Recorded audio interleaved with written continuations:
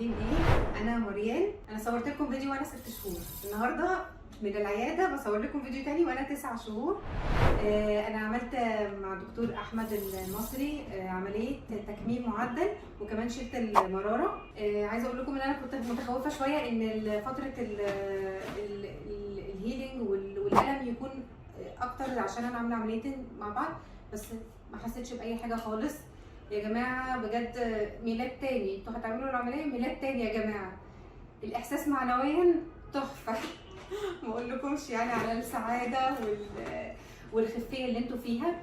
انا كنت 118، حاليا دلوقتي 70، وصلت للوزن اللي انا كنت بحلم بيه. انا ام الطفلين، بقيت العب معاهم، بقيت اتنطط. ابني يقول لي ايه ده ماما انت خدتي بالك انت بتتنططي؟ يعني حاجه ما شافهاش خالص قبل كده. بروح معاهم اماكن فيها لعب، انا بقيت اركب معاهم اللعب ومش خايفه ان اللعبه يا جماعه تقع بيا. بصراحه ربنا يبارك له دكتور احمد والتيم.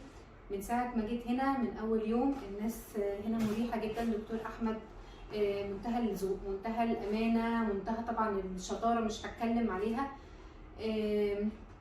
التيم ما سابناش على الجروب ولا لحظه. فعلا انا بعتبرها اني ليا ميلادين، ميلاد الاساسي وميلادي من ساعه العمليه.